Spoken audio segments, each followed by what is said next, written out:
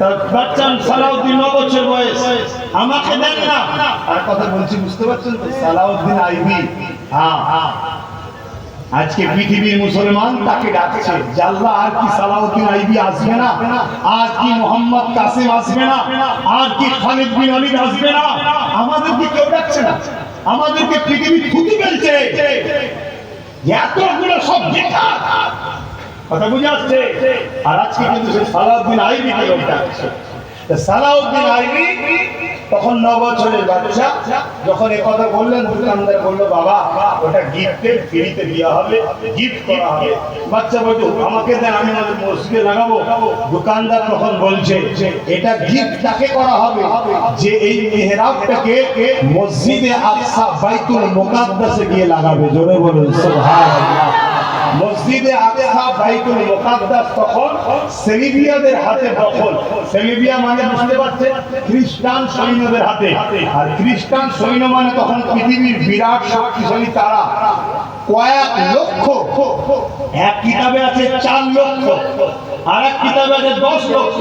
আমি কমটা ধরছি, 4 লক্ষ সৈন্য দিয়ে মসজিদে আকসাকে তারা দখল করে রেখেছে। মসজিদে আকসা কাদের সম্পদ? পৃথিবীর প্রত্যেকটা মুসলমানের সম্পদ, প্যালেস্টাইনদের নয়, আমাদের সবার সম্পদ। আমাদের কেবলা, ওটা আউয়াল কেবলা দখল করে রেখেছে 4 লক্ষ সেনা দিয়ে। তখনকার সময়ের কথাই 9 বছর বাচ্চা বলল ইনশাআল্লাহ, ইনশাআল্লাহ আমি এই মেহরাবটাকে মসজিদে আকসায় লাগাবো। জোরে বলুন। আমাদের বাচ্চার ভবিষ্যতে কি হবে ওটা তুমি আমি ঠিক করে দিচ্ছে, মানে জোর করে। আমরা তো সেই ট্রেনিং এ দিইনি। কথা বুঝে আসছে? হকের পক্ষে থাকবি বাবা, গরিবের পক্ষে থাকবি বাবা, দেশে ভক্তির পক্ষে থাকবি বাবা, মানবতার পক্ষে থাকবি বাবা, মনুষ্যত্বের পক্ষে থাকবি। পৃথিবীতে শক্তিশালী 4 জায়গা ছিল, তার মধ্যে একটা হলো রোম, আর একটা হলো পারস্য, আর একটা হলো আমার হিন্দুস্তান, আর একটা হলো আরব ভূখণ্ড। এই যে আল্লাহ নবী তাদেরকে চিঠি করেছে, তোমরা নারীদেরকে যে জন্তু পুঁতে দিচ্ছ, তখন এরকম জুলুমত বন্ধ করো। তোমরা যে মানুষগুলোকে গোলাম বানাচ্ছ এগুলো বন্ধ করো।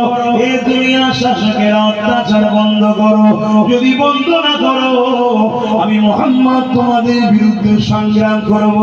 অথচ নবী পাকের পাশে তখন কেউই না, কিন্তু নবী পাক জানে কেউ আছে কি নাই বড় কথা নয়, আমার শুনি আমার আল্লাহ আছে। আল্লাহ নবীর মেসেজ শুনে বিভিন্ন বড় বড় দেশে রাজপুত্ররা আমার নবী পাকের সোবতে আসতে লাগলো। নবী পাকের আখিরাত চরিত্র দেখে দলে দলে আল্লাহ নবী হাতে হাতে ঈমানের কালেমা পড়তে লাগলো। আবার অনেকে নবী পাকের বিরোধী যুদ্ধ ঘোষণা করলো। যেমন পারস্য সুলতান আমার নবী পাকের চিঠিটাকে নিয়ে টুকরো টুকরো করে ফেলে দিয়েছিল। আল্লাহ নবী বলেছিল পারস্য সুলতান আমার চিঠিকে টুকরো করে নে, সে তার রাজত্বে টুকরো করে দিল। কয়েকদিন পরে অনেক বড় কথা, বাপ বাটাম লড়াইয়ে ছেলে বাপকে কোরবানি আঘাত করে দিল। বাপ ছেলেকে মারার জন্য বিষ এনেছিল, ওই বিষের গায়ে তাকতের দাওয়াই বলে লেখা ছিল। ওই তাকত হওয়ার জন্য ছেলে ওই দাওয়াই খেয়ে বিষ খেয়ে মরে গেল। একদিনে রাজত্বের রাজা, আর যদি সন্তান মারা যায় ওই রাজত্ব টিকা তো বড় মুশকিল। কেন অনেকে সুযোগে থাকে বিদ্রোহ করার, নেতা হওয়ার সম্মানিকে থাকে না, এই সুযোগ একটা গ্রুপ ও একটা গ্রুপ ও একটা গ্রুপ পুরো পারস্য টুকরো টুকরো হয়ে গেল। যেখানে 1000 বছর ধরে আগুনের উপাসনা হতো টুকরো টুকরো হয়ে গেল। কথা বুঝে আসছে? এত বড় শক্তিশালী সম্রাট আমার নবীর চিঠিকে টুকরো করার জন্য খোদার মারে পড়ে গেল। এইভাবে এক কথায় 11টা বছর ধরে নবী এই পৃথিবীর অন্যায়কে বন্ধ করেছে। এই পৃথিবীর জালিম অত্যাচারী শাসকদের